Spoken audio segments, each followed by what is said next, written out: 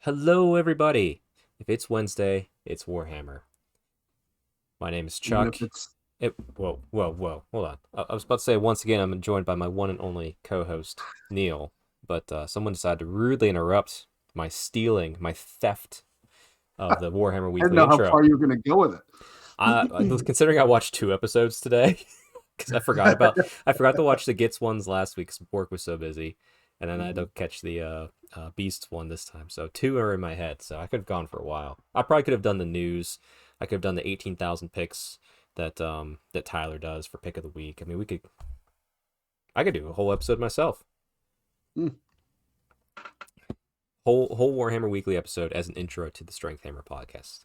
That's just how strong this podcast is, that we need an entire other person's episode to Just to bring us prop in. it up, hold it up like Atlas holding up the Earth. Just to bring us in. Neil, how are you doing on episode 46 of the Strength Hammer podcast, where we might have a special third guest appearing randomly? I'm doing great. Had a great weekend at Brewhammer, and can't wait to Yeah, talk about me too. I had a great time at Brewhammer with people, it. not necessarily with the dice, but we'll get into that. But yeah, let's start off with the basic usual, little fitness talk. Neil, I assume you have some updates after the last episode. No updates yet. We're You talked to still waiting to Alex. talk to Alex. Still waiting Okay. to talk to Alex, and then I go into fat camp Okay. for a little You're while. you're So gonna be in fat camp for a while. hmm All right. Mine is well, actually, can't remember the gentleman's name on Instagram, but started like a challenge out of nowhere. 40 push-ups every day for February, calling it push up for 40K, which is like, yeah, sure. So I've been doing 40 push-ups a day, which is kind of fun. And also started a bodybuilding workout routine this past week. Actually, yeah, this is the first week of it, and boy, oh boy, does that make me do so many different things than I'm used to doing. I'm well outside my comfort zone on this one. I'm sore in new muscles. It's crazy. Yeah, it's nice though. It's nice to mix it up and not just be doing, deadlifts, bench press, and squats. There's still squats. I can't do anything, but there's no deadlifts, which kind of sucks. So I kind of do those on my own separately, but we'll see. Yeah, so that's my fitness. I'm happy. It's going well. Uh, let's talk some hobby time. Neil, what outside of Brewhammer, have you done any hobby lately? I guess maybe cleaning up my Warhammer table downstairs and getting all my armies back up on the shelves where they belong when they're not being played and not just scattered across my table. There you go. Um, so I've been building lists since Brewhammer. I've caught the bug full on, and yeah, so I've just been playing around on the AOS app like crazy, just trying out different things and everything. Nothing like an event to kind of get yourself thrown into the mix of the meta and make you kind of think, how could I have competed if I'd have tweaked this, or if I changed this, or if I had this army, or whatever else. So um, always gets the juices flowing. Oh, for sure. Yeah, I'm with you on that too. But you're missing a few details. You wrote a pack for the Oh, upcoming Adepta Won't yeah, I, 2023. I did write a pack. I think the pack's going to get revised though, so Yeah, I'm not gonna release the details of that just quite yet. that's So. fine. We'll do a pack review like we did the Brewhammer pack. Mhm. We'll do the pack review. Uh, Although this time we'll try and read it fully and not miss the part where there's only GHB tactics and grand strategies, which I don't remember that being in that pack. Although I wonder if it was updated and I didn't have the latest edition. Yeah, I don't know. Mm. Maybe it was maybe that was the update post post GHB drop. I don't know. Maybe that could be the case, but that's for the Brewhammer talk. But yeah, but you're also saying that you might be doing a few army trades, a little mixing up here on Age of Sigmar. What are you thinking about with that? Like, what are you looking to offload? What are you looking to pick up? Well, I got a Soul Blight army that has Nagash in it, and I actually custom the base on this guy. Really cool. It's got Mm-hmm. like some LED effects in the bottom of the base and all that. Heck yeah. But I never put him on the tabletop just because 900 points, and even when he was good, I was never kind of, I don't know, something about a big godlike character like that. And Nagash is always, his scroll has always kind of rubbed me the wrong way, so I just never wanted to play it against anybody else. Anytime I was on the wrong side of Nagash, I've lost to him. I, I've never played it personally, even though I had the ability to play it. Now, if it was like a Lariel or something like that, I don't know why, but that just seems fine to me. So but Nagash kind of, I don't know, something about that scroll that just didn't ever do it for me. So I may offload him. We're looking to do some trades there. Well, I hey, like my Soulblight army. It's just it's a lot of models, and to take it to a a 2-day event or something like that, maybe still, that's true. That's but true. it's Let me fully painted and everything. It's not paying rent. let me offer you an alternative to trading that Nagash model. Hmm, You take some of those soul blights that that you don't seem to be too eager to play, but you don't hate them. mhm. You get the clippers out, all right. You kind of clip off those round bases, and you make a Nagash end times army. You Oof. get some Tomb Kings in there. You get a little bit of everything.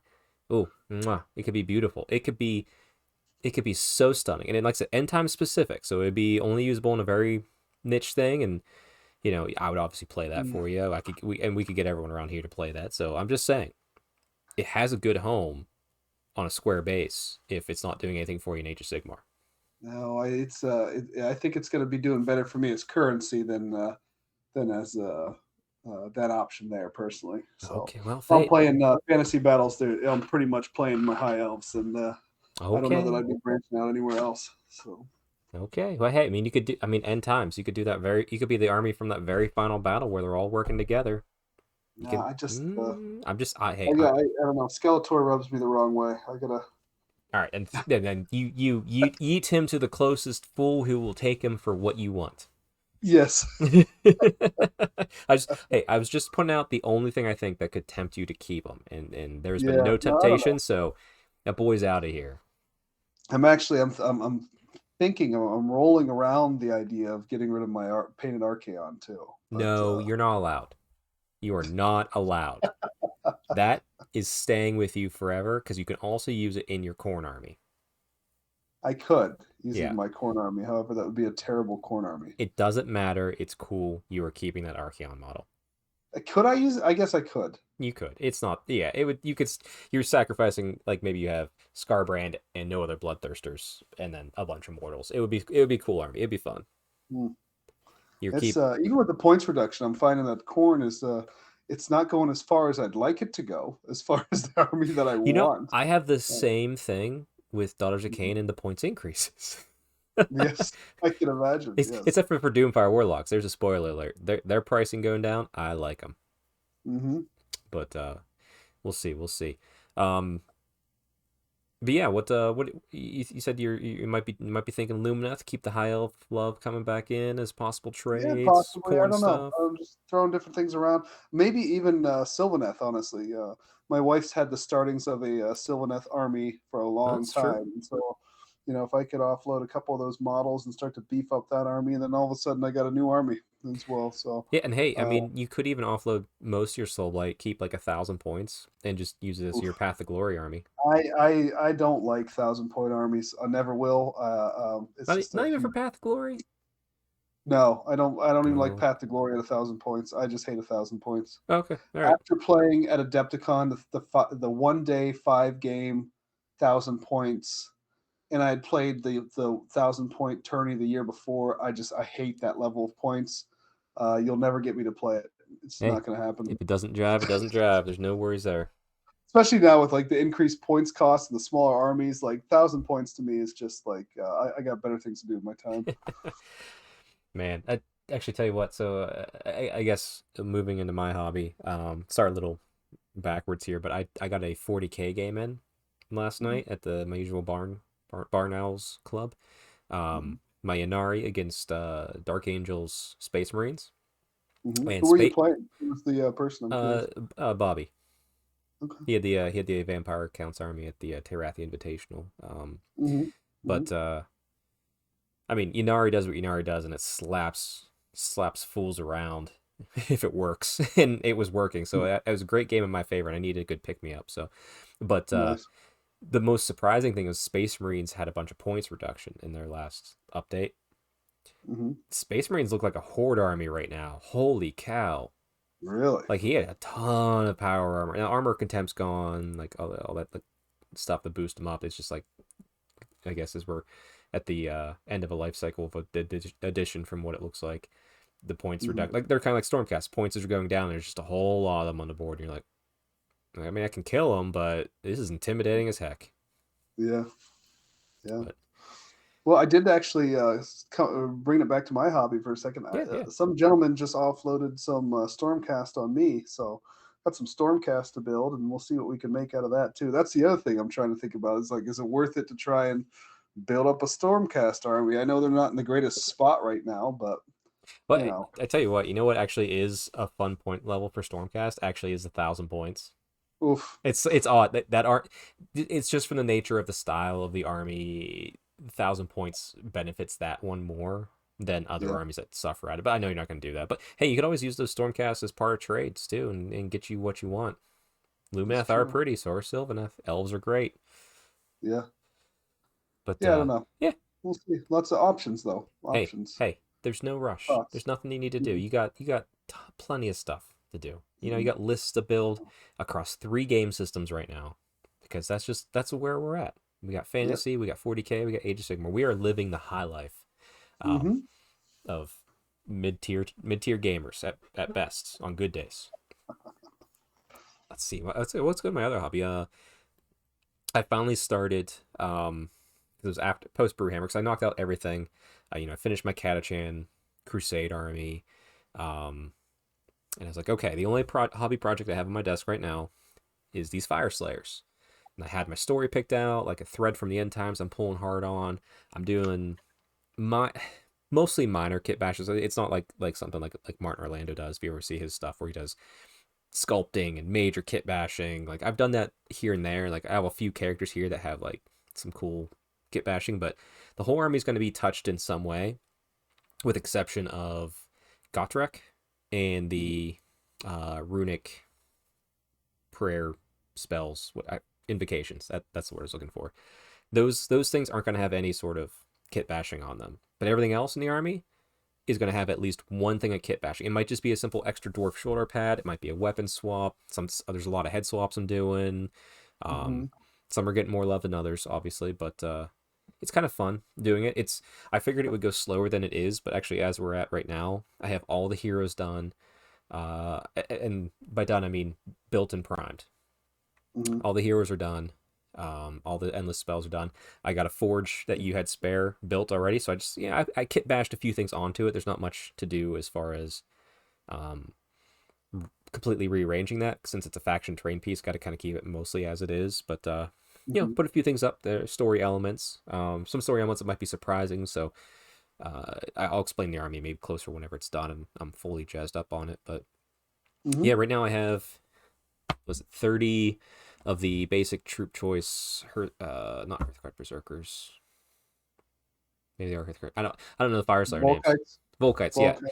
Yeah, I have Hmm. 30 Volkites, and I'm gonna do one with shields, or two units with shields, probably one with the war pick, one with the axe, and then one's gonna have just the double axes, just to mix it up, and you can tell them all apart. And then I have 5 Hearthguard Berserkers. So we'll see how fast that goes as far as kit bashing.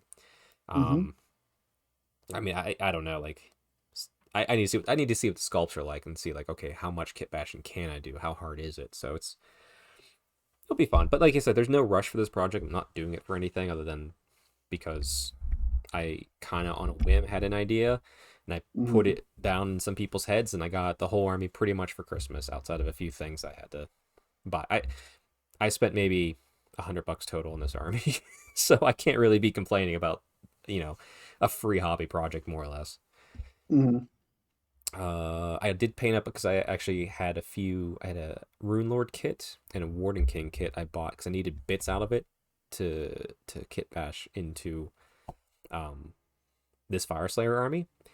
And Hmm. surprisingly, the bits that I used, I still was able to dive into my usual bits box and find other older dwarf bits that I had, like a lot more, and I was able to actually kit bash them actually into the models that they should be anyway, just with like a few different swaps of a few things. Hmm. So that was always like I was expecting to use half of each of these kits and being like, okay, that's just $30 well not spent well because they're kit bash. But I was able to actually use them. So one became a Warden King for my Cities of Sigmar army, and one became a Rune Lord for my old fantasy dwarf army. So I was happy about that. Got those built, primed, painted up. Um, and I did get my test scheme done for this Fire Slayer army. I have my first character, kind of like the one that's kind of leading it. I did him first. Struggled a bit with the paint uh, scheme because I was also doing it as a part of a Twitch stream called Heroes Brush Hour with Dan and Andrew, who are fellow Warhammer heroes, where you get on, you challenge them, and you paint a model in an hour. So don't ever speed paint under time stress your army uh, scheme, folks. because Yeah, because it meant I had to do like an extra half hour the next day to like touch it up and finish it. But it doesn't sound like a great idea. no, I was able to like turn it around, but like it was just like I was like fighting against myself the whole time. I should have just done a different one-off model and just had fun on the show. Like I did have fun on the show, but like I meant without having to then go back and fix the model. I could just be like, whatever, it's done. Hmm. But if you are a fan of Warhammer Fantasy, I'm not going to reveal the whole story yet for the thread I'm pulling, but Zufbar plays a good part. So I went with that color scheme, which is like that blue and white scheme. Hmm. So Fire Slayer army that's blue and white. As far as their clothes, I mean, they're still having mohawks. Like there's gonna be red in it. I decided I'm going to, because I don't want just a army of orange haired naked dwarfs running around. Hmm. So I'm giving them all like different hair colors, like black, blonde, um, white, gray, you know, brown, all that sort of stuff. And then I'm gonna put stripes of orange in their hair and their beards. So they'll still have that orange, but it's not going to be overwhelming. So it should be a fun project, and I think that's yeah. And I got GW train to do. That's always there. But yeah, Yeah, that's my hobby, I think. sounds like you got some stuff planned up. It's good. Yeah, well, like I said, it's nice because of this Fire Slayer army. Like because I've also been wanting to get back and play more video games. Like I need like a small break from just like spending hour after hour hobbying. Like I want to do something else with my time for a little bit. So Hmm. like with no pressure on this, like I work on it throughout the day as I can because I can work on it while I do my actual job, which is a nice bonus. Um, but as soon as I'm done with that job, I stop hobbying too. So it's kind of like nice that I'm still hobbying, but I feel like I'm getting a break from hobbying because I'm not doing it in the evening. Yeah, I go up and hang out with the wife and play some video games and chill. So, yeah. but It's awesome. yeah, no, I'm excited, and like I said, it's outside that too. Like I'm with you too. I'm doing list building nonstop. Um, I think I told you before the show. Like I'm talking in a group chat with James O'Brien about struggle I had at Brewhammer. Spoiler alert. Sounds Yeah, but sounds like a good transition into Brewhammer it here. is, it is, and then we'll have a little post talk where we talk about things like what I'm talking to James about. How can I improve my list? Because I just signed up for the Pittsburgh Warpstone GT in April, so I got two GTs I'm playing in this year, which is one more than I did last year as far as like a GT I didn't run. Hmm. But yeah, Brewhammer. So Neil, where do you want to start? Should we start the night before? We should, yeah. We all got in, yeah, relatively close to each other to the hotel. Mm-hmm. Um, had to wait maybe an hour on Cole. It was you, me, Matt, and Cole had two rooms about what was it, about a 6 minute 8-minute drive, depending on whose car you were in. Yep, yep. Yeah, depending on if Matt's left foot was on that gas Unless pedal or Matt was not. driving there. Yeah, so really close to and first night we went out and actually we went to the venue and we had a couple beers there to start out with while we were waiting on Cole Mm-hmm. and Cole of the Sea of Big M's Power Hour. And after that, we went out. We found like a local tavern, Liberty Tavern. Liberty Tavern. Liberty There it Tavern. was. I mean, hey, when you have Betsy Ross and pinup, and you have George Washington as a football tackling some redcoats, I mean, the bells of freedom were ringing as I was in drinking even more beer It was and good. Yeah. and enjoying a most delicious burger and fries. hmm I believe our burgers did get a little mix up on how rare they were supposed to be, Yeah, but it was still fun. good. Me and Cole were like medium rare. We went up bloody, and you and Matt were like medium, and it came out backwards. But it was like whatever. It was still delicious. It's still good. Yeah. So then from there we went back, messed around the hotel for a little bit, and the Brewhammer guys said they couldn't get in and start setting up till 10 o'clock. So we showed up at 10 o'clock back at the brewery again, And they try and help were them set up, and turns out they were 90% of the way there yeah. So already. we had another beer. Exactly. Yeah, I had another beer and chatted with some of the folks who were running the event, Yep, and catching up with had some good friends there as some well. yep some Chris and Mata. Steve Mata there, and yeah, Yeah, yeah, just great to see those guys, catch up with them and everything, and there's back to the hotel for day one, unless I missed anything. I mean, there's a few things. I mean, the beer at this Olentangy River Brewing Company is phenomenal, and It like, was really and good. I didn't dive too deep. I found the two I like. There was a Beach Blonde because I like blondes, and there was a red ale called Hero by Enrique Iglesias. And since I'm a Warhammer hero, I figured I could drink that one. I think it was allowed, so I went back and forth between that. But there was some spicy ones on there. I did have one that you bought me.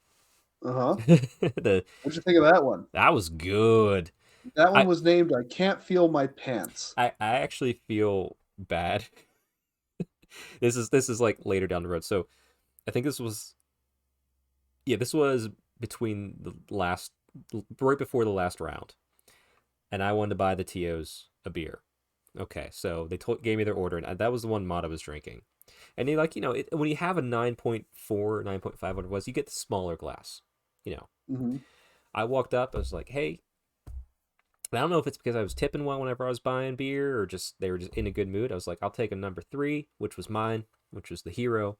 A number 4, the Beach Blonde, which is what Chris wanted. And I think it was 13 for Steven, that really high percentage one. And they hmm grabbed 3 pint glasses, sir.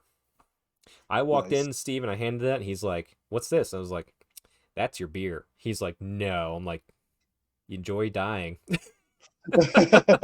And he's like, well, is what it is. And just start drinking it and walking away. Oh, anyway, yeah, but no. Was this night? Because we were hanging out in the room too, chatting, talking Mhm. battle tactics and all that sort of stuff. Planning out how we're gonna do it. And the whole time I'm just like, man, you guys just get Daughters of Cain battle tactics and grand strategies, easy peasy, Yeah, not a yeah, problem. Waking up the next day where we get in there, and then that's when we're like, oh, it's just the GHB. Okay. yeah. Nothing but the GHB tactics. Yeah, which, like I said, and that's not bemoaning that. I think hmm honestly, a quick review of that aspect.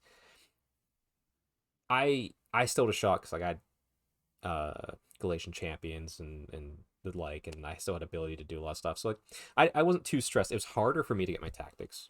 So for a hmm Goddar's Kane player, I think okay, it does make things not guaranteed because there's a few where it's like 3 are guaranteed. Still felt like to me.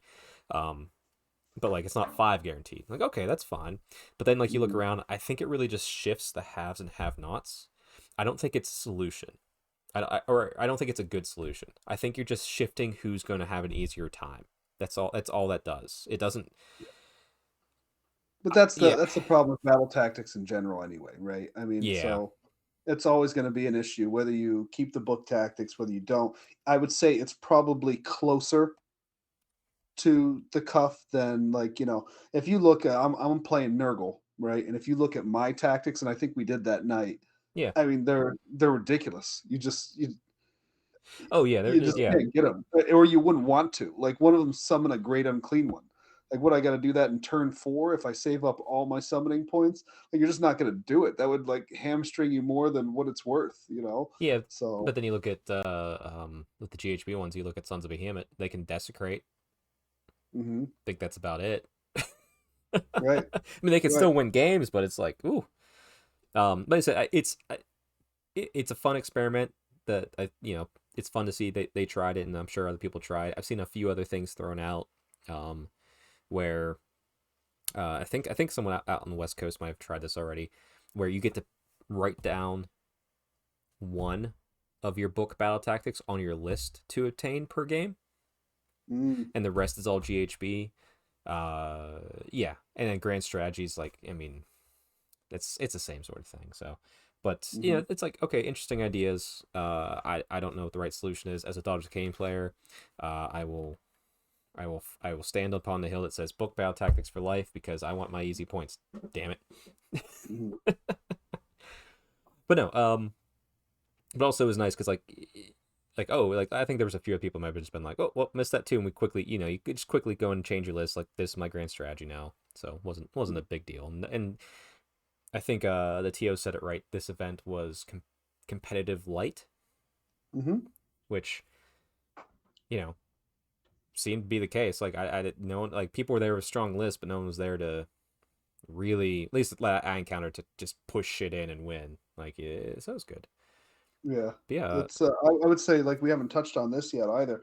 The tables there are gorgeous. yes, Some like I was telling you guys I think last year that that the tables were immaculate and they didn't disappoint again this year. yeah, And there was a lot of terrain on the tables too. So yeah, it's full match play, right? But there's not as much concern taken to, oh well, you got this exact layout of terrain on every table. That wasn't a thing, right, right? yeah. It wasn't fully competitive tables. They weren't like pure narrative tables. It was a nice blend of the two. So they were themed. They were Hmm. nice.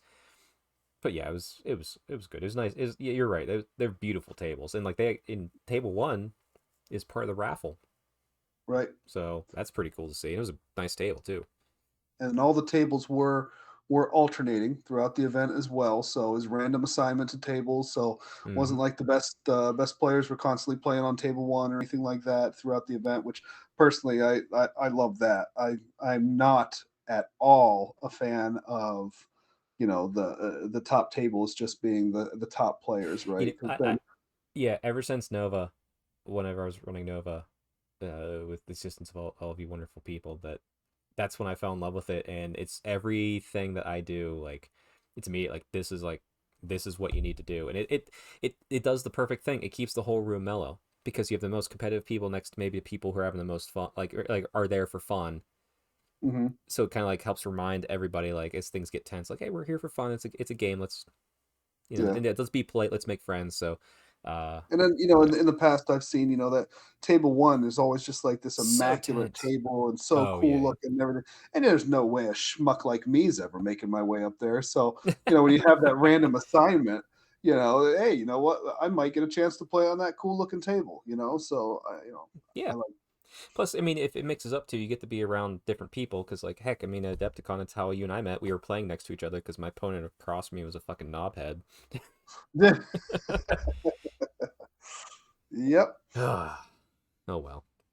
But Yeah. So let's I mean, we're not gonna do play by plays, but let's do a little recap of our games. Neil, I'll let you start because I need to walk 10 feet over to my left and pick up my notebook that I left before starting the record button that has all my notes from the game. So you kick it off for us. all right. Well, I played, like I said, Nurgle, mainly mortals. I did have a few Nurglings in my list, which are there basically to get that battle tactic, desecrate the lands, because they can kind of just show up wherever. There's a free 2 points by having them in my army list. But I started out day one. Um, Across the table from probably my personal army's worst matchup of all time. If you've been listening to the podcast at all, you know I've never beat giants. And sure enough, there it was, Sons of Behemat with Mark Cottrell's army. and he is just an ace guy. He was going to be hard to not give my best opponent. I wound up giving it to one of my other favorite people to play, Joe Barco. I got to play Mm. him 2 years in a row. He did win this time, so spoilers for later. But so we gotta break the tie here at some point. But playing Mark was great. It was a good time. I quitted myself as far as moral victories go pretty well. I took down one giant. And I think I was like a couple wounds from another, and then maybe 10 wounds from another one by the time we called it, and it was out of reach. But Hey, did you say you we know, were doing the Prize of Gallet? I did not say Okay. that. No, Yep. Yep. Just make sure you gotta get those in. well, I don't remember any of those, All right. Don't so worry. you're gonna have to I have help them me all out with written that. down. Yeah, I got you. So yeah, that was game one for me. Do you want to do your game one, or you want me to run Yeah. through No. my Let's entire just build? do we'll do back and forth like this. So my game one Okay.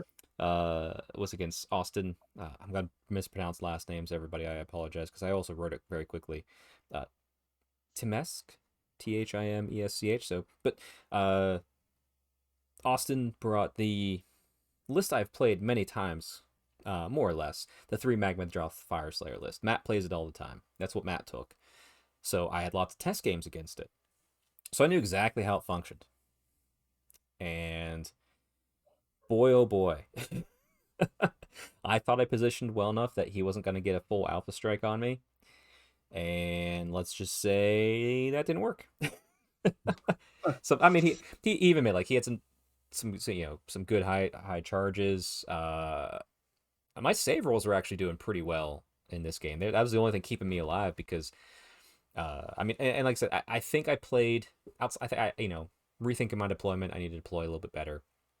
Um, but I counterpoint to his stuff. I was going back and forth. I think I was playing it right, but like, man, I was whiffing a lot of attacks. It was probably like slightly below average. The one that hurt the most was I got my cauldron in with his general, um, all lined up to baseball swing that thing out of the sky, and I whiffed every attack. I mean, every single attack, and it was just The like, worst. it was like at this point too. I think that like it was well aware that like I wasn't gonna catch him on points, but I was trying to keep up.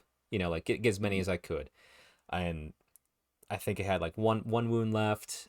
Avatar whiffs. I miss my, like I missed my battle tactic. Um, and like I said, when that Avatar swung and missed, I was just like, I just look, and this is like 9 a.m. We're Yeah, laughing, we're having a good time. Like it's like that's all you can do. It's just have fun, do the best you can with what you got. I was laughing. I looked at him and was like, "Hey, come on, let's go. It's beer time." So went out, bought him a beer. yeah. He bought me one like right after.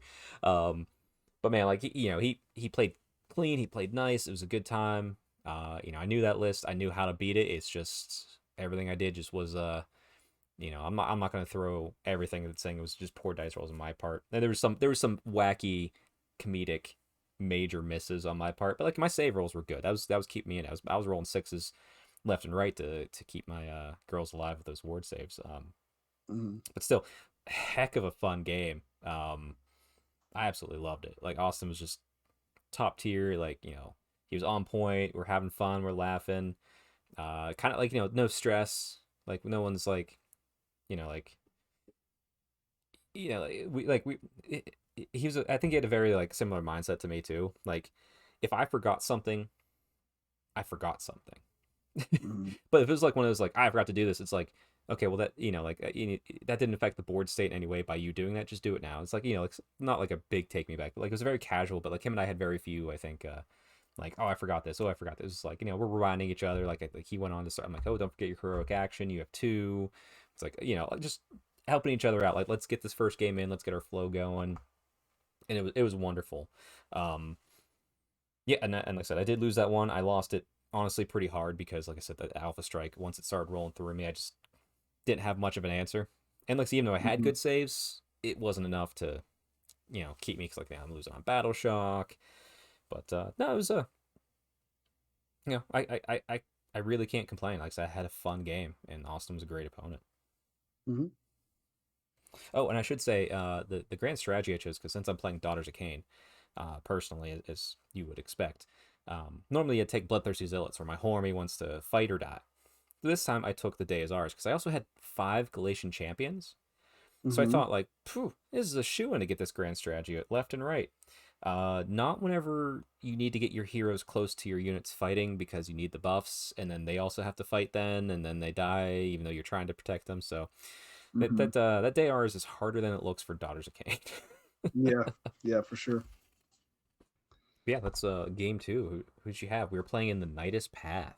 So I was 0-1 at this point, and onto the Nidus paths, and this has an L-shaped Yeah, this deployment the zone. tiers. No, this was the tier stepped one, wasn't it? Is it the tier stepped Yeah, I think one? I think it's the tier step one. Yeah. Okay, yeah, well, yep, yep.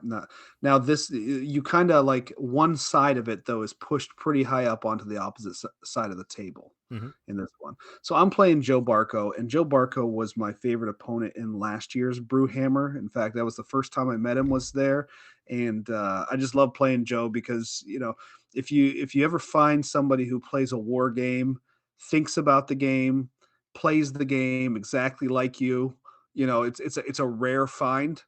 Yep. So Yep. has the same attitude about the game. That's Joe for me. I'm not sure if he'd say the same or not, but it's certainly true on my end. And it just so happened that he's playing Maggotkin of Nurgle as well. So now we've got a mirror match between Joe and I. And we Get very much slogging, boys. approach this thing very much the same. And um, so the moral of this game, or the story of this game, was that I deployed right off the start. I had a battle regiment. I was one drop, Hmm. and I dropped this army. And for whatever reason, I didn't push anything up high onto the board. I don't even know what I was thinking when I did this. Right. Maybe I was just having too much fun with Joe, and I wasn't even thinking about where I was putting my models down.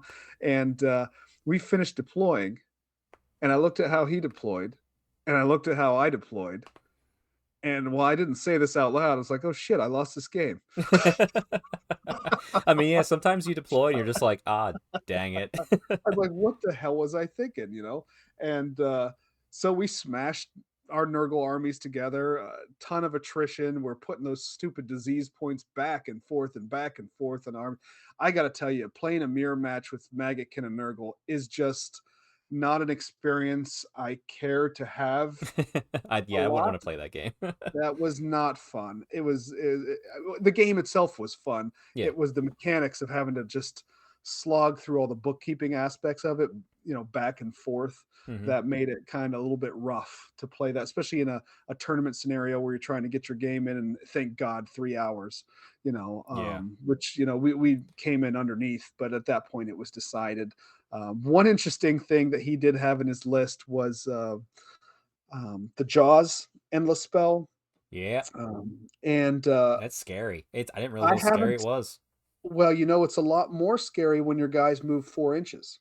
Yeah, that's true. So because he rolls 3 dice and then subtracts your movement, and that's how many mortals. So he's kicking off 8 mortal wounds against me, and Yep. left and right. And I'm Nurgle, so I'm weathering the storm with a 5 up save. But for you war gamers who are looking for something fun to play, if you got a quick, what I think it's 70 points to throw into your army, that was a nice one to pick, Yeah, honestly. especially with So, the new Gits army out there being wildly popular. mhm, That'd be fun. Hey, yeah, actually, uh, why don't you also like? We should probably give like a recaps of our lists to give people an idea of what we're playing. yeah. Let me pull it up here real quick. Everybody talk amongst themselves. Yeah, yeah, no worries. Um, I mean, you're playing Nurgle. How hard can it be? You got like 6 models. right. They don't die. It was a very Blight King heavy Yeah, list, and so what I had at that point was a unit of 10 Blight Kings, 2 units of 5 Blight Kings, Bloab, a unit of Nurglings, a Lord of Blights, a Lord of Plagues, and 2 units of the pus, or well, not 2 units, 1 unit of 2 Puscoil Blight Lords, and that rounded it out to 1960 for me. nice. And what I will say about that too is because I was like desperately trying to figure out how to get closer to 2000, but with a big nasty unit of 10 Blight Kings, if you are lower than your opponent, and you pick the triumph where you get to add one to wound rolls, and you make a unit of Blight Kings hitting with 35 attacks, twos and twos, -1 rend, sixes do disease points, and then if the unit that you're fighting against is 3 wounds or less for on their war scroll, you get to push them through. So you roll for every model in your unit, and Hmm. anything above the wounds total in that unit that you're fighting is another mortal wound. And all of a sudden, before I mean, you only get to do that once per game with the +1 to wound, but holy shit, was that taking stuff out left and Yeah, right. whatever I in didn't even combat you do understand that, how you kill powerful it it. was Yeah, until I until I started doing it. I was like, wow. So that was a lot of fun doing that. But yep. that was the gist of my list. And other than that, I was just summoning, beasts and Nurgle and stuff like that through the game. There you go. Quick rundown of my list. So I was playing Hagnar. So starting on turn 2 of that Blood Rights table right there. Um, I had Slaughter. No. Yeah, Slaughter Queen on Cauldron of Blood, 2 Hag Queens on foot, 2 High Gladiatrixes, and an Assassin allied in. 20 Sisters of Slaughter, 20 Witch Elves with shields, 20 Witch Elves with daggers. Sisters of Slaughter had shields, by the way. 2 units of Canary Heartrenders because I thought that we were using book battle tactics for a long time. That's why they were there, but they still helped me with Desecrate and a few other things, so it wasn't too bad of an issue.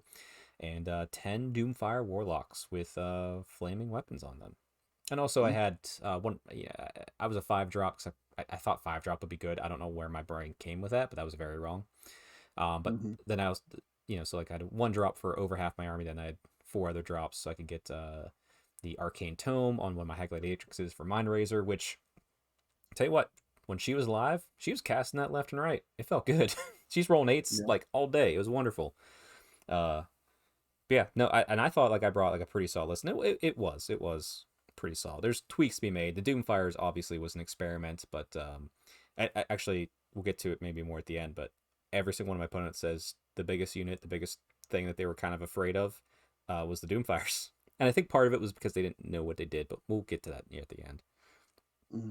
So my second game in Nice Path was against Andrew Shower. Shower. Andrew. He had Ogre Maw Tribe. So after my beatdown of being alpha struck by 3 Magma Drops, I get to face 4 Stonehorns and an Incarnate. And actually, he was my opponent in round 2 last year at Brewhammer with his Ogre Maw tribes. So. Like I said, and it was, like I said, once again, here's where I won at Brewhammer.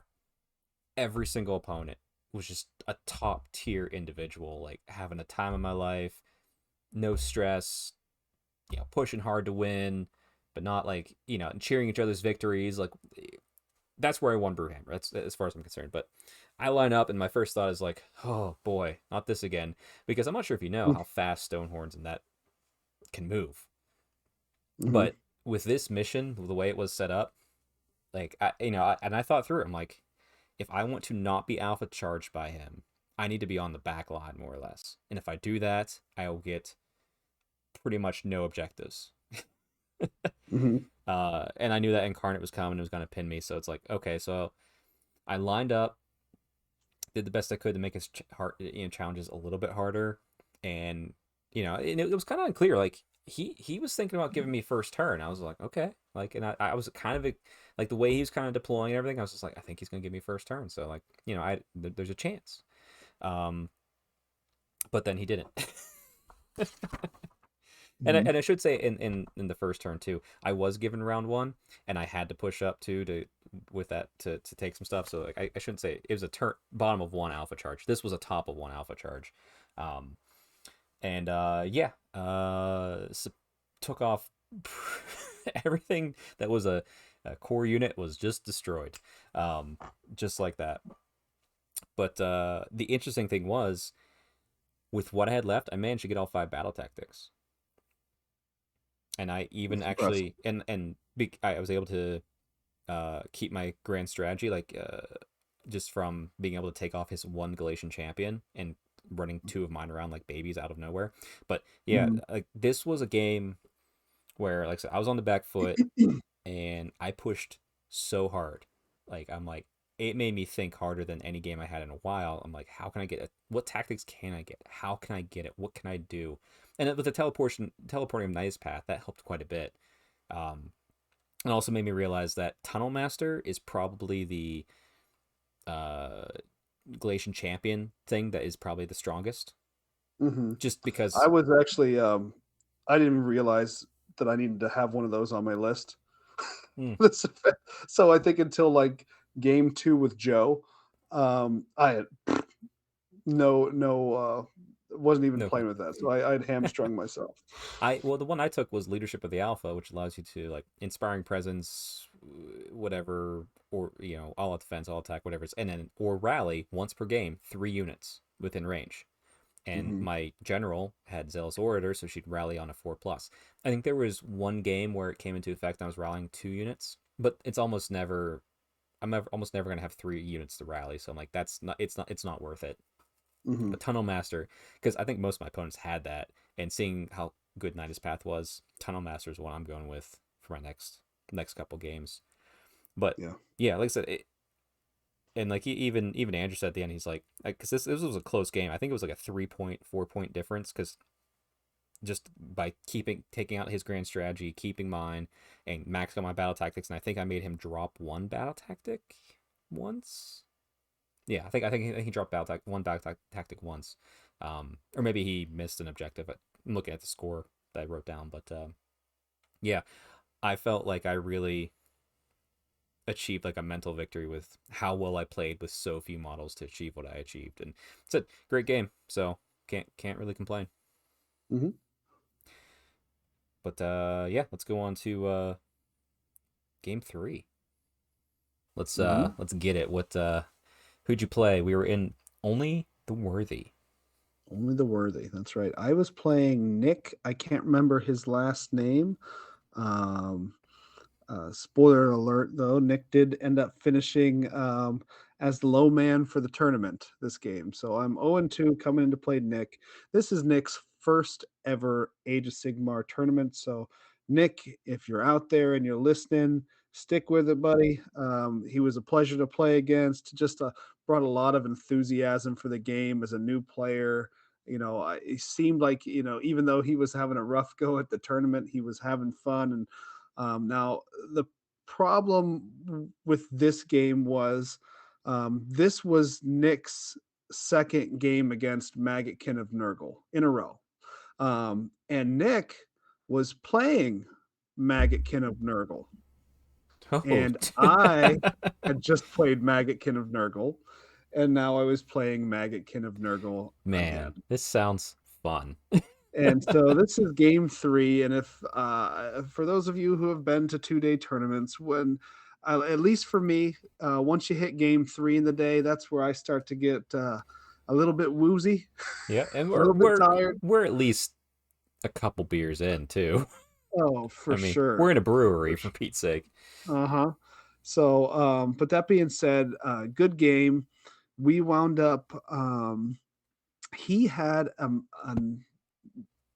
list that had a great unclean one with a bell. He was running it's the maggot kin guy who sails on the boat and he can bring somebody within 6 inches of a board Yeah, yeah, edge. yep. Can't think of his name right now, right? Gut I've gut played rot with that guy in the spume. past. Gut rot spume. Gut Rust Spume, there he is. Love him. I love his model. I Yep. love the tentacle arms and I everything. love his lore. Like His he's lore is great. yeah. If I was to play Nurgle ever, like he'd have to be in the list because he's a cool character. if if you want to know more about him, read Plague Garden, which is an Mm. excellent book, and he stars in that prominently. But I've played with that guy in on the tabletop before, and what I've noticed is, generally speaking, it's nice that he shows up somewhere in a backboard edge, but you better bring him on immediately because the problem is that Nurgle's slow. And if you don't bring him on and you waste a turn of Nurgle's movement, um, it's going to be tough for you.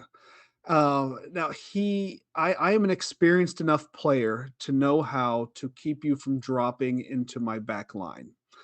And so, based on how he deployed, he also had a unit of Pusco Blight Lords with the um, with the Blight Lord. That's the hero that's up on the bug. I can't think of his name right now either. Lord of Oh, something or others. yeah. I'm drawing a blank on him. Yeah, yeah. But Yeah. anyway, he can drop in at any point and kind of deep strike with Hmm. those bugs. So most of his army's off the table to start with. So I deployed across the entire back. Um, he's got he's got some of the plague flies. Man, it must be getting late here tonight. Puscoil Blight Not the Lords? Pusco Blight Wards, Mm. but the ones with the plague bearers on the Ooh, top. you He's got got me. those guys, and he's got the Rotmeyer Creed who are Oh, behind him nice. on Yeah. one side, and on the other side, the objective's just completely open. Nice. So I did my one drop. I gave him the first turn. He moved up, and I was out of range for him to shoot me, and he moved and gave me the turn. So basically, as a one whole turn, of his army not doing anything.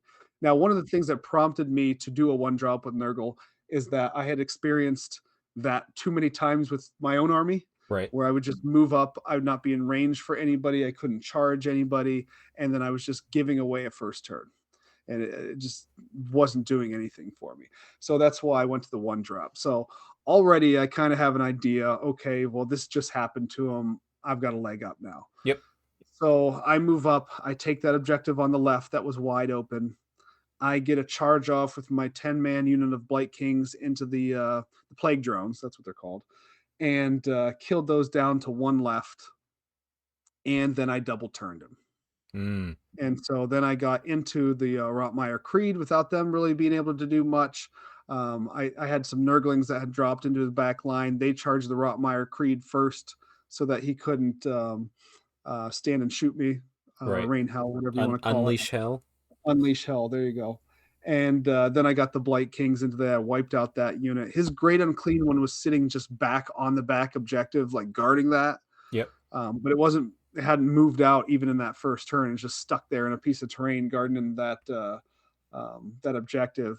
And so I had at the end of that turn, and then my first turn, and then into my second turn, one of the nice things about Nurglings is not only can they get you to score you that objective where you're desecrating their lands, Hmm. but also you can put them into your opponent's deployment zone, and you're getting an auto 3 summon for your cast. Oh, nice. So an additional 3. And so after 2 turns of that, I'm already summoning in um, the Beast of Nurgle. Right. And so I'm able to move my army up. I summon in the Beast of Nurgle. I'm still keeping him from coming anywhere near my backboard edge. And then it goes to his turn, and we kind of back and forth our turns from there on out. Hmm. But he didn't really bring his um the not blow up. I keep wanting to call him blow up, but the guy who drops in on the boat. Help me out here again. Um Oh, Gut Rup Spume? Gut Rot Spume. Yep. He doesn't bring him in till turn 3. Okay.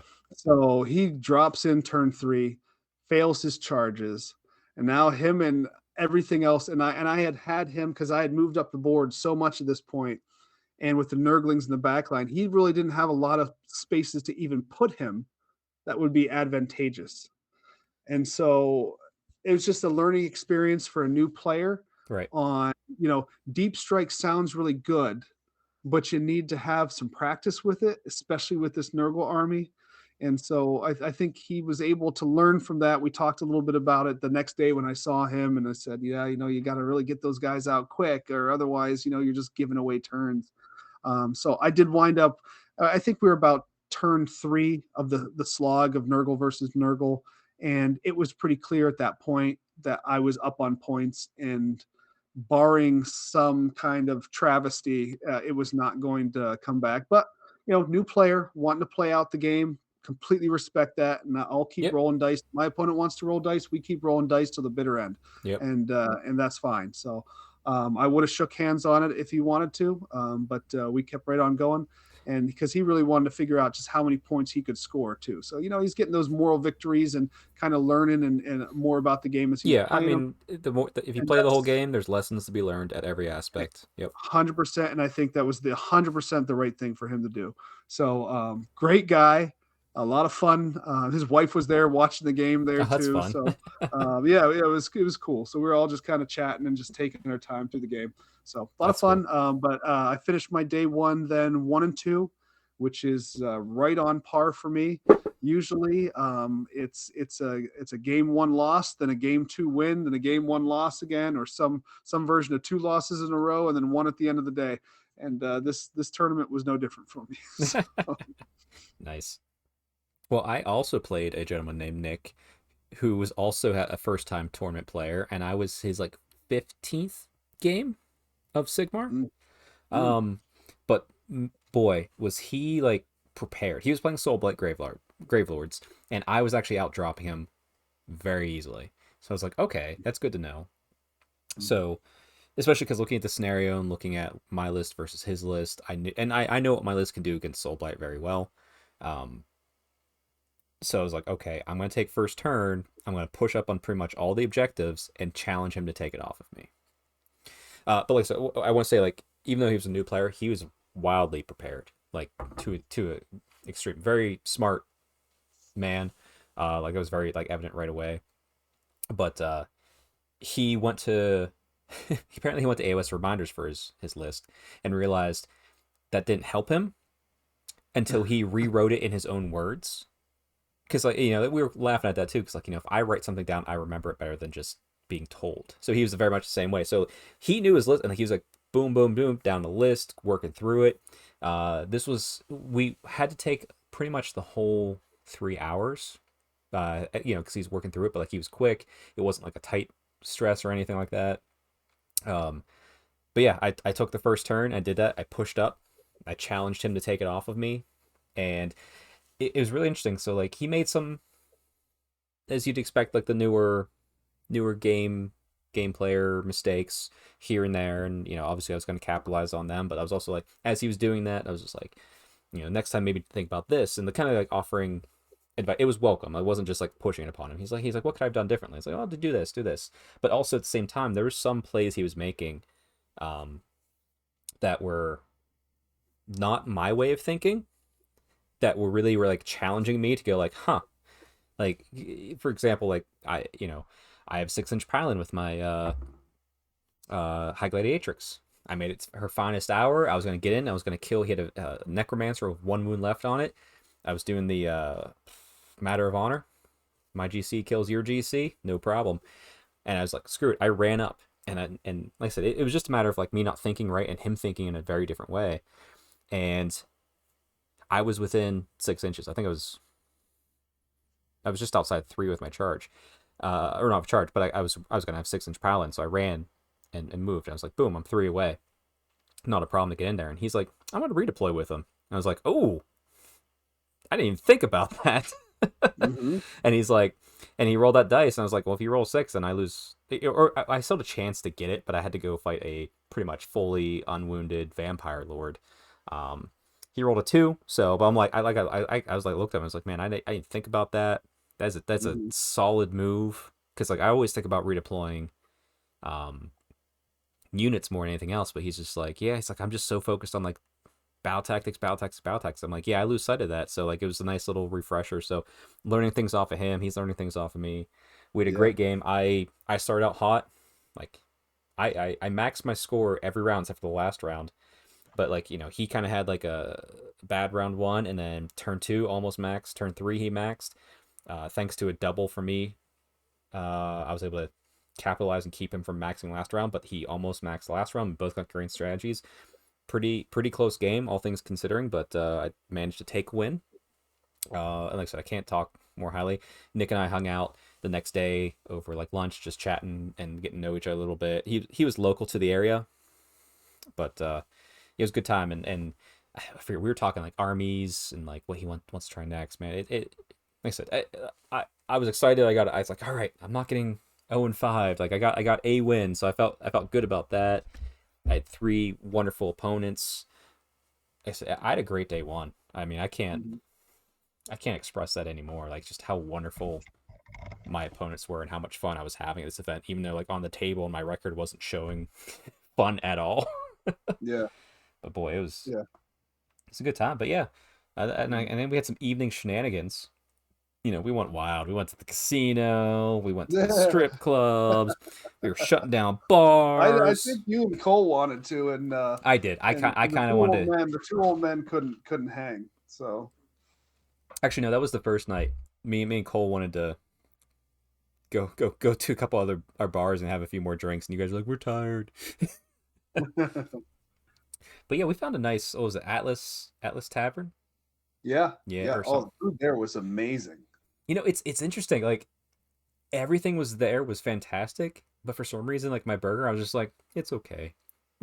Like Oh, I yeah, was like I was looking up like man like was it Cole and Matt got wings. You had some chicken sandwich that looked divine. I was like, burger's got to be good here, right? I'll have another burger, and I was eating it. And like, it was all right. yeah. Oh man, that was about as full as I've ever been too. That burger was like the size of my head, and I had to unhinge my jaw like a snake to even get it in my mouth. Oh yeah, yeah, So, it was good. And that I got those Cajun. What did I get? Cajun. What were they? There's some the sort of meatballs, appetizer. No, they weren't meatballs. um, The mac and cheese ball. There was some Cajun. It was delicious. It doesn't matter. It was even though like I wasn't thrilled with my burger, it was a good burger. I yeah, also had an amazing old fashioned. They made their own whiskey in the house, so like that was fantastic. yeah. Especially on the throats because you know the Brewhammer, the one Oh, it was loud. That's events are loud when it's all in concrete buildings, which that's most of where you're going to be because that's how you fit most nerds in a room. mhm. Um, My voice was shattered after day one. no, Yeah, absolutely. if there was a critique, and it's a very minor critique. It's just that yeah, it was loud in there. You had to shout. Yeah, Yep. But hey, great dinner. We got back. I got some ice cream. I wanted ice cream. You guys were too full. Found some ice cream at the hotel. It was good times. Oh, we forgot to mention the first night. Like the 3 hours we sat watching every Will Ferrell Saturday Night Live skit that we could find, and we were just all dying left and right. it was a riot. I was. Whereas this night, there was a UFC fight on. And they kept building up the heavyweight, like man, it's this guy's retiring, and this guy's like a legend, and like there's the fights before were long and drawn out. And we get to the heavyweight fight, and it was like minute 30 knocked out, and we're like, all right, time for bed, I guess. Yeah, I mean, I was fine with that because I was ready to knock out. Yeah, it was But yeah. right about that time, though, as we were watching those fights, I knew who my round four opponent was going to be. Well, yeah, because like it was interesting because like there was a chance it would be me or Matt. Hmm. So And I drew Big M himself from you Big did. M's Power Hour. And You. honestly, I look he has the Magmadroth list, and Mm-hmm.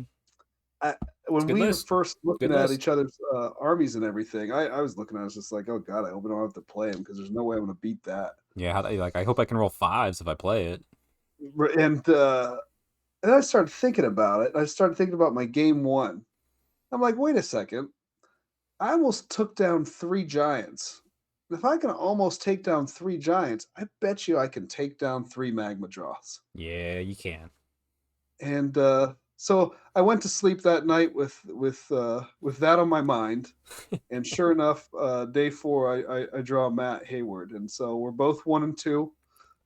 Matt's a little on the cranky side, sitting at 1-2. Now I have not, as you guys, if you've listened to this podcast, you know I have not played a ton of AOS this past year.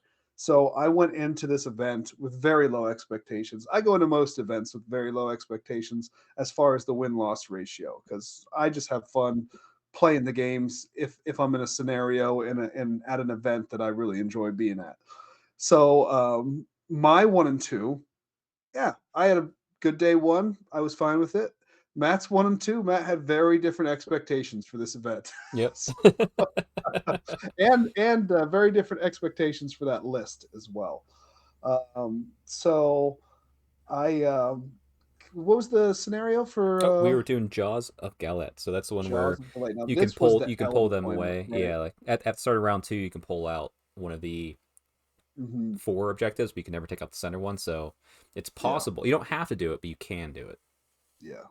Well, he moved up real high on the side of the L that was closest to my Yep. deployment zone. In fact, he advanced his entire army.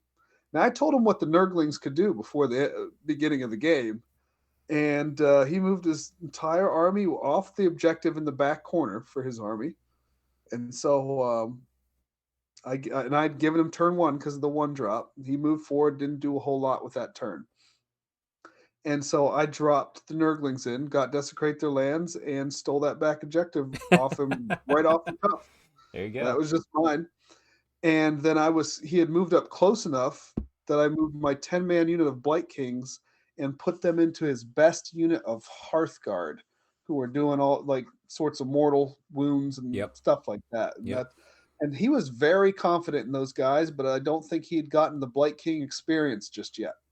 And so I gave him that Blight King Yep. experience. Yep. And I had my general had overpowering stench, so if he's close enough to you within 7 inches, I think you can't receive commands, and then wholly within 7 inches, you can't give them, or some version of that. It's one of the two.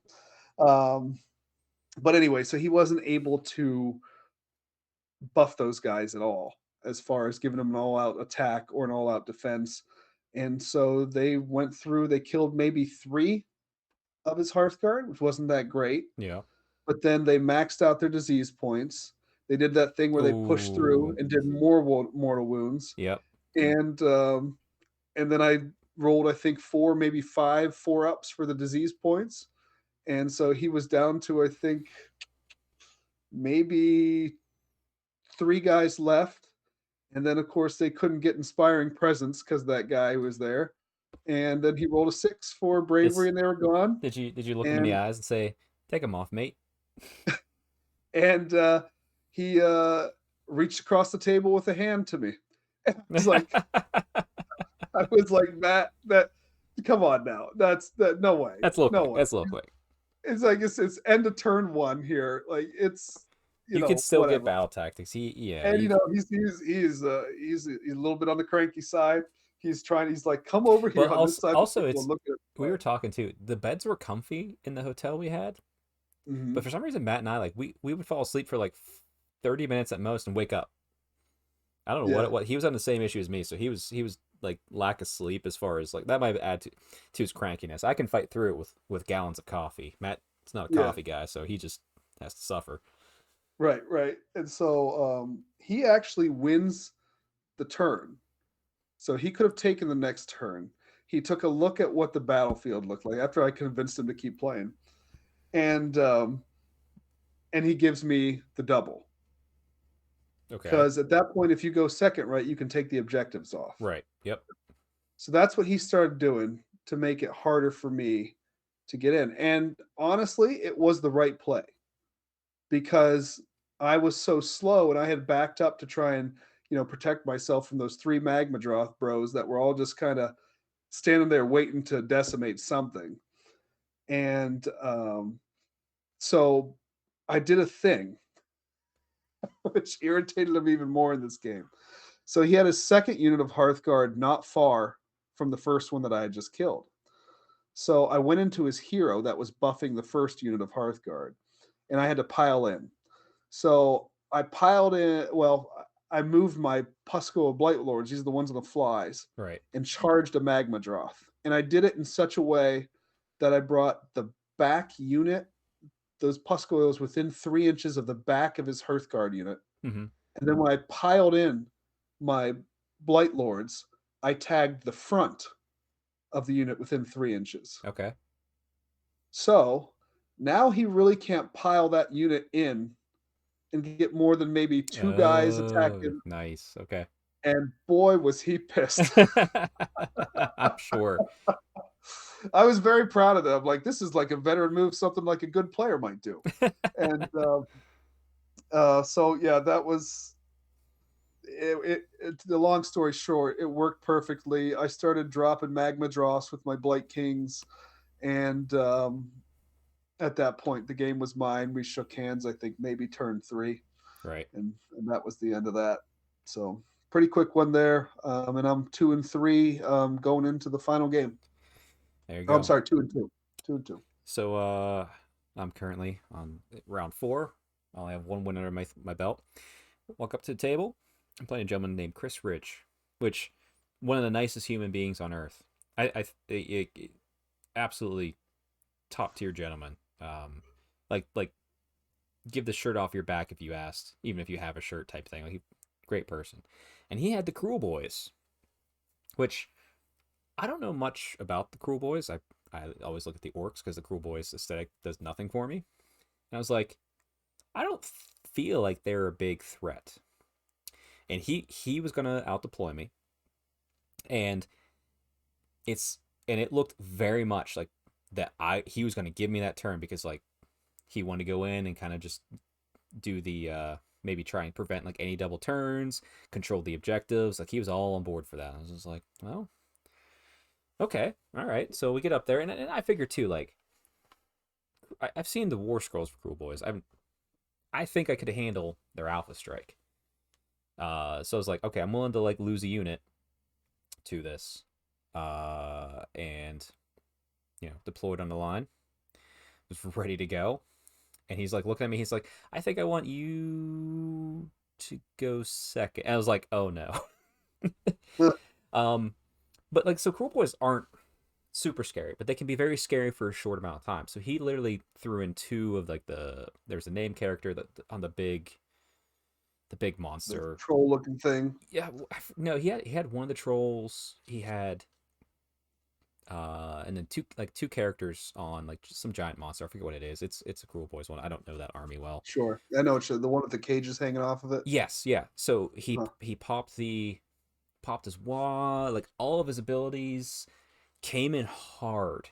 And I was like, okay, I might lose this unit of witch elves because he had two of the two two of those monsters and one unit of 20 witch elves being supported by a hag queen and high gladiatrix. I'm like, well, if he doesn't, I should feel good about killing at least one of these back. Even if I have 25% of this unit left, I felt confident I could do that. Then he proceeds to absolutely destroy the unit whole hog, and then he manages to take my hag queen, roll that 6, and just put her right in a cage.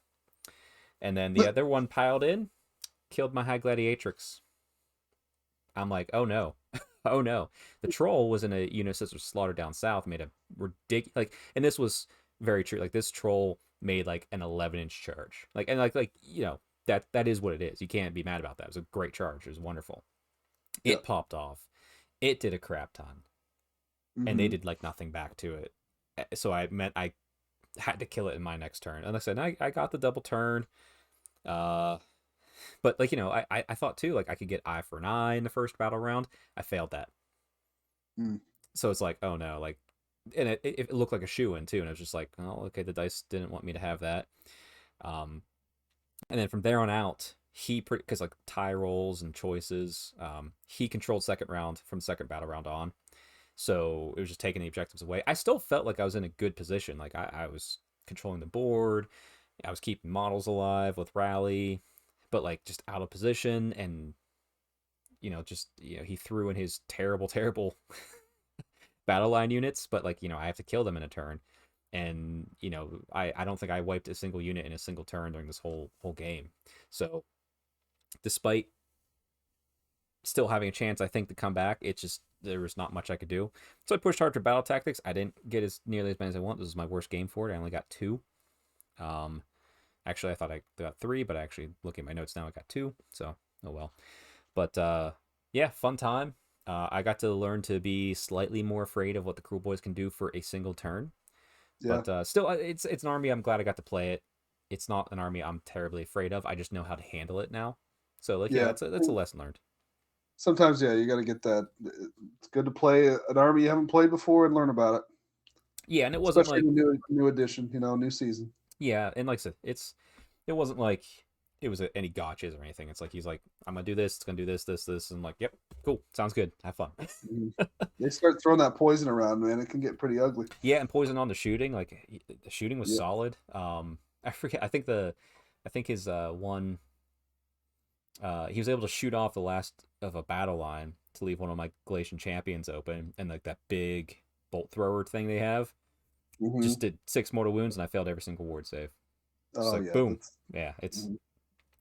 it was a rough game as far as like always on the back foot, and I just couldn't get started. But it was just like, I mean, it is what it is. I had a good time. Like I said, I learned how to handle the army next time, and Yeah. yeah, good. Once again, fantastic opponent. Made a new friend. I loved it. Hmm. But yeah, let's get into our final games.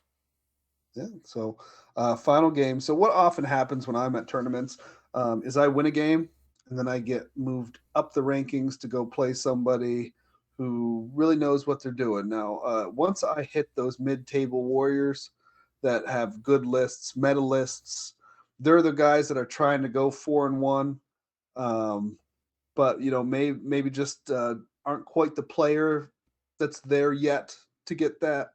If I know, Um, yeah, yeah, those are the guys that usually handle me pretty well, yeah, right? And at this point, I'm 2-2. I'm pretty happy with my event. I'm also very tired yeah. at this point, It's been a and long I'm time. thinking to myself, I was just like, well, here's how this game's going to go based on the scenario, which was Oh, ours for the taking. ours for the taking, and so it's a diagonal 3 objectives, one in the middle, Mm-hmm. one on the one in your deployment area, and one in your opponent's. And essentially, if you control the middle objective with a Galatian champion, if you control it, you get a point. If you control it with a Galatian champion, you get a point. And then your back objective's worth 1 for you, but 2 for your opponent. And so I'm playing Slaves to Darkness, and he's got the full Knight Cavalry 10-man unit with the Karkadrak next to it, and then 2 units of Aaron Guard. And then he's got a unit of 10 chosen with the Chaos Lord next to it. Right.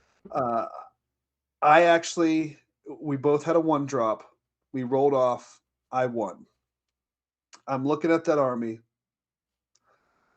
I'm looking at my army. And I know, like, he explained to me that his army can run and charge and do all the things, Yep. right? So I'm like, I have to take first turn. So I'm like, well, here's what I'm going to do because this already looks pretty bleak for me. I am going to push my big unit of Blight Kings right into the middle of the table. And we're going to bring Blowab up, bring him next to it, just see if I can, weather the storm in the middle of the table. Right. And then I moved up my Puskoil Blight Lords and kind of hit a choke point where the Chosen were going to come through. And so I just ran up there. I did desecrate the lands. I got the 2 points there. We move on to his first turn, and it's horsey charges everywhere.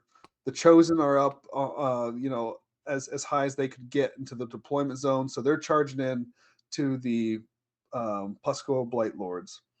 My block of Blight Kings lost 2 Blight Kings to that entire charge in the middle. Whew. He said he's just like, he's like, this usually takes down a giant per turn. Yeah. I weathered that storm. I rolled some dice, man. I was just like, it was incredible. Yep. So the middle actually held and held pretty damn good. The problem was on the side. And the other thing was with the way the rules work for him, he charges and then he activates one thing, then he could activate another thing. And then he was able to activate another thing too. And then at the end of that, he was able to activate again, but now it was always strike last. Oh. Okay. Right. Yeah. So this whole time he's just throwing out attacks, and I'm just sitting there trying to roll armor saves and 5+ ward saves. And the chosen blew through the 2 Pusko Blight Lords. I had a unit of 5 Blight Kings behind there. The 5 Blight Kings were able to fight and take a couple of those things out, which are 3 wounds apiece. Um, and then when he came in last there, he took out that unit. So now he's in my backfield over there. I got one unit of Blight Kings left, essentially. I've got that big block. Blowab's almost dead, Mm-hmm. but he did weather the storm, had a couple wounds left on him. He's got the objective, his objective back there. He killed the Nurglings that were out there playing around with just trying to score objectives. So his other unit of Varengard are about to come around. And I'm looking at the game. And so we roll off for turn 2. He wins it. And I put my hand across the board. I said, "This one's yours, man." I was like, "If you want to keep rolling the dice, I am more than welcome to." He's like, "No." He's like, "It's your decision. It's 100% your decision." And I said, "Well, here's what's going to happen." I was just like, "You're going to claim this objective. You're going to kill me well enough here in the middle to where I can't score this middle objective, which is worth the more points and everything if you control it and you have the Galatian champion. And I'm never going to come back any closer to you on than that." So I scored 4 points in that game. We shook our hands, and then I went and I annoyed the rest of you guys for the Yeah, rest of the game. yeah, you were over my table the whole time. Had to beat you up multiple times. I think that game might have taken us maybe 30 minutes. Yeah. I mean, We rolled. you get those It, games. That's part of it. and it was meant to be an Alpha Strike army. I saw it. I recognized what it was going to do. I could have played maybe against the Chosen a little bit better over there, Yep. but and that might have helped me, push through that a little bit, but it wasn't meant to be, not the way I played it. So, No. But yeah, he came over and sat at my table a lot because I was playing Joe Barco with that Magicam, which I was excited because you've told me nothing but good things about him. yeah. And I was Mm-hmm. like, you know what? I have one win. I went into this game like, let's just have some fun. I was like, because I'm like at this point, like, what the hell does 2 and 3 matter? Like, like I'm already playing someone who's confirmed by a good friend to be a good dude. I'm just like gonna have a beer. I'm gonna enjoy my last game. Just have some fun. So it was like I had zero at this point. I was like, I don't care win or lose. It didn't matter. I'm gonna try to win, but like the whole game was fun, and it was real funny too because like we deployed. I got first turn, and I deployed aggressively too because I'm just like it doesn't matter if I win. I'm just gonna have some fun, and chances are with this scenario he was gonna give first turn anyway, and he did. But I remember getting in. I took all 3 objectives. I pinned him back. I survived, but 2 things were very very evident here. And he laughed because he even saw my first dice roll with my 1 unit of witch elves that got into his unit, and he looked at my dice because I rolled just so many 6s to hit, just tons of 6s to hit, and they're exploding. It was great. And then I went to wound, and it was just so many 1s.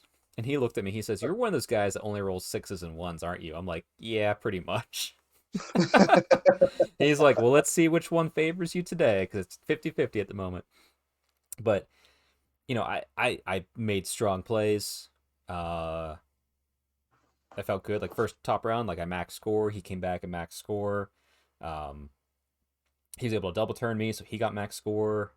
And and he took the objectives off me, and which that's the hard part because I'd have to really shift some of my power focus to take the objectives back, and I was kind of in combat with some of my bigger units, so it was kind of a challenge. So I didn't max the next one, didn't max the third one even though I got the double turn.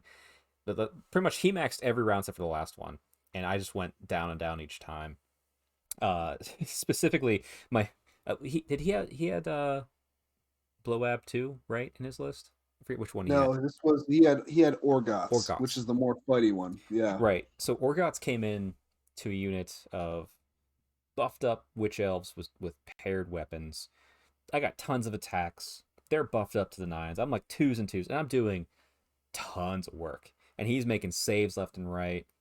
Oh, and his disease rolls were just chef's kiss. Oh my goodness. Like I had so much disease on every single that was hurting me more than almost anything else. Like the disease was just How did popping you up. feel? So, without your battle tactics, I feel like Nurgle has to be a really rough army to play with Daughters of Cain. Did you feel that? Yes. Because you're not summoning anything in, and those disease points are just going to take their toll after a They're while. just whittling away, and like yeah, like I don't have access to my easy tactics, so the ones I do have, I mean I was running a couple Galatian champions between two objectives back and forth, like trying to score stuff. And I was getting it, but it was real tight. Like I had to use CP to max roll. It was definitely a very challenging fight without my battle tactics. But Hmm. yeah, his character, what was it again? You said Oglock? Orgits. Or gets demon spew. So 20 witch elves couldn't kill him. He came back, and I think it was between two for 2 rounds of fighting. I had one girl left. I retreated her out, and I tagged in with like just another hero just to kind of keep him busy. Rallied back 13 girls while he had one wound left. Now he healed a little bit back, but I got 14 girls right back in. Still failed to kill him. It was just Wow. like, oh boy. I guess like he was just like by turn 3, when it's like it was pretty evident like I'm not going to be able to come back from the score. It was just like he is dying. Oh, and it took everything. It took literally everything. I'm like, but it would no, it was a like I said, Joe class guy. I love playing him. He definitely knows his army well. He knows how to have fun at the table. He knows how to just make it good time. I will say this: both of him and I forgot that the opponent's objective scores you more, Yeah. but we weren't. Neither one of us did that, and like I said, it didn't matter for the score anyways. It wasn't going to change anything other than he beat me a little bit more, but he was already at the top tier with this scoring range anyway, so it's all good. But yeah, so I finished 1-4. Uh, Probably the It worst just record I've had in years, if I'm honest. yeah, yeah. It's stung a little bit. The sting is removed because of how wonderful all my opponents were and how fun the atmosphere of the event was. Joe feasted on the Strength Hammer podcast. He got 2 wins off of you and me. Oh, he did. Yes, he did. Oh boy, that's not good. That's not Yeah. good. Well, congrats, Joe. You're you were the strongest. You were the strongest. No one can deny it now.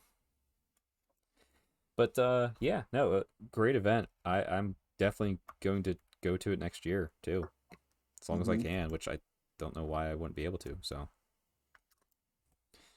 Yep. but There's rumors about them expanding out to a bigger tournament potentially. well, So it don't want to wouldn't put any be. words in their mouth, but I talk. Yeah, I won't put anything specific out. But talking to Mata, it might be a different event presented hmm by Brewhammer. hmm So we'll see what that's like. I mean, yeah, if it's in Columbus, that's close enough. I'll happily go to it. That's perfectly fine with me as long as it lines up appropriately with life as usual. sure, sure. But no, great event. Chris and Steven did a great job. All their support, their prize support was phenomenal. Their raffle was phenomenal. Um, I kept my losing streak alive to not win a single raffle. But hey, Yeah, money goes to charity. Like, who cares? Charity gets yeah. their money. That's what matters. I will say I'm happy about one thing: the fact that I dodged last place by 2 places, because that means I didn't win the free copy of Marvel Crisis Protocol, which I have no interest in playing, and I'm tired of a couple people trying to get me to play it. I So wonder who those couple people are. I don't know, Matt and Neil. But hey, I dodged it. So that's my first win, 5 great new friends. Second win, didn't win Marvel Crisis Protocol. There you go. But yeah, I just enjoyed being out there for a weekend. Love going out there with you guys with Big M's Power Hour and us. And it was, we were just missing Dave, and yep, they did wind up having 2 drops on day one. So this event sold out in like 15 seconds. But a lesson to all you war gamers, especially if you're ever local to a tournament that you really want to play in, go bring an army and see what happens, because more than likely life happens to people, yep, and there's going to be a drop or two, exactly. and they don't want to have to put ringers in, so they're going to let you play. Yeah, yep. So, Even if you just you want know, to play the ringer, they'll probably be like, yeah, yeah, sure, go for it, have fun. right. But No, like I said, the event got me all jazzed up because I know we've been on a big kick for fantasy battles, which I mean, I'm still excited for that nonstop, Hmm. and I want to start talking old world here on this podcast soon. But yeah, Hmm. jazzed up for Sigmar again. The new GHB, I love it because Bounty Hunters is dead. Uh, Tweaking lists left and right, talking to some, very very strong players like James O'Brien out there, getting some tidbits, not necessarily like full feedback, but just like he even put it was funny because like I told him like what happened on a few things in this chat, and he just put up a animated GIF of just like Windows screens. I'm like, yes, I know, I need screens. Yeah. It's like I'm well aware, so that's I'm gonna have screens. I'm gonna think about getting that Frostheart in for a pinning unit. So it's I'm excited I'm excited to play my next game of Sigmar, even though it's not tournament, just to try out this new list. Hmm. And hopefully I don't run into like just some one of the like young club members who's like, "Hey, you want to play some Age of Sigmar?" I'm like, "Yes, son, I do. Prepare Yeah. to die." Like I want, like I don't want to, but like I'm in that mindset to break, like start testing and start getting reps in. But it's just like, I don't want to give someone a bad game because they show up with toys and I'm just like, no. Sure, sure. But I'm in there too. Like, um, I don't know, whether it's in me to ever go 3-2 at a tournament.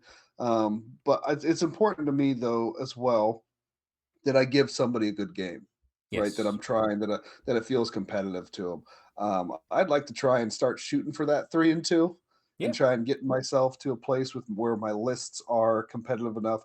Normally when I make a list, it's not like I don't ever try and write a bad list, right? Right. But I'm somewhat limited sometimes by the models I have, and I don't always have the money to go out and buy a bunch of new That's ones for an understandable. Yep. event. So, I have to kind of do the best I got as far as a list, making it out of what I have, and then, but after that, like, and getting some games, and man, I'm jazzed to keep playing, Yeah. and I'm jazzed to try and compete a little bit more. So, Yeah. No, like I said, I thought I brought a much more competitive list, and maybe it was more competitive than my skill set allowed because, like I said, I was probably just misdeploying a lot. So looking forward to rethinking through some of that, tweaking the list, getting more games in. I'm trying desperately to get my usual weekly crew to start playing more Sigmar. Uh, mhm, they're not listening to this, but pick up the slack, guys.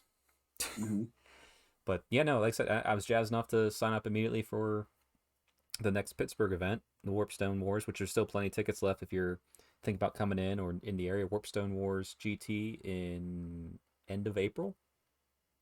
Yeah, end of April. Check it out. It's on BCP, or Fabricators Forge is the Facebook group you can join. But like, I'm excited for that, and then like I'm thinking more as like, yeah, I need to get more GTs this year because only getting one last year that was a GT I didn't have to run. I mhm. and then with this the bugs hitting, so I'm looking forward to just many more Sigmar. And I also have a little bit of a side thing I'm trying to work on because it's always been a struggle for me, where and thankfully it's people around me are helping me break that habit unintentionally. But I'm typically very bad at shifting gears between 40k and Sigmar and fantasy. Like I'm like I need to focus on one game system and go go go go go. Mhm. But I definitely want to improve, especially with the Adepta Won't coming up, to improve the ability to switch between game systems much Yeah. quicker without like any hiccups and going like, okay, I need a minute to get my head around it. Just be like, okay, cool, I know what this does, and I think that is going to pertain a lot to just kind of playing the same armies. Like Mhm. I'm going to play Daughter's Kane at every GT I go to this year, probably. Yeah. Like GT, not necessarily like an RTT. Like I might take something fun for that, but like Yeah. I'm I'm gonna gonna play. I'm gonna be sticking with Nurgle myself and just going with that. So I have that Yeah, down to a T. I don't have to slow pay anybody and, yep, just just ride, roll. ride or die, baby. But actually, that's the other thing too. Like RTTs, like there's a Pittsburgh RTT in a couple weekends. It's like, oh, I could go Mhm. out to that. That might be fun. Like it's like, Mhm. that drug hits in. I need more. Need more. Sure. But also like I'm in love with the Doomfire Warlocks at their current points level. So if you're a dock player out there, and like every one of my opponents said, it was probably the scariest unit that they felt on the board because it was big. It was a unit of 10, which probably not the best choice, but it was big. It's scary. I mean, that unit 10's putting out the 6 mortal wounds until you kill a model, but I'm rallying back on a 4+ anyway. Tons of shots with Unleash Hell or just normally. Flaming weapons I could cast on them too, and they could just actually do work in combat. So, don't neglect them. I'm gonna try running them as 2 units of 5 for screens and also a little bit of magic support. So, I think I'm excited where things are at right now. So, Nice. yeah. Any closing words, Neil? Other than the fact that maybe you placed higher than a certain couple individuals. Well, one. Well, technically, I placed lower than Matt Oh, you were by, below by Matt. a Ah, spot that's right. because he played the ringer. And by the way, I was watching that game. It was a very suspect win for Matthew over there, and that Mm. win. I said to him, I was just like, if you beating this ringer right now puts you above me in this tournament, I'm gonna lose my freaking mind. And sure enough, by Yep. one spot. Well, there you Oh go. You man. heard it here first, everybody. The Strength Hammer podcast is calling bullshit on Big M's Power Hour. No. Well, we are 1-0 against them. Just saying. That's true. That's true. Although we need to beat Cole, who's the best player out of all of us No, right no, we now. don't need to worry about that. We'll just keep playing Matt. It's fine. I'll take Cole out. Cole, I'm coming for you. You're in There you Ohio go. now, so Yeah. you're the worst player. That's how it is. Anyway, All right. everybody, I hope you enjoyed the recap of this event. Look out for it next year. Sign up for it, but start a half hour afterwards so I can get a ticket. And Mhm. yeah, as always, happy hobbying. Stay Stormcast strong, everybody.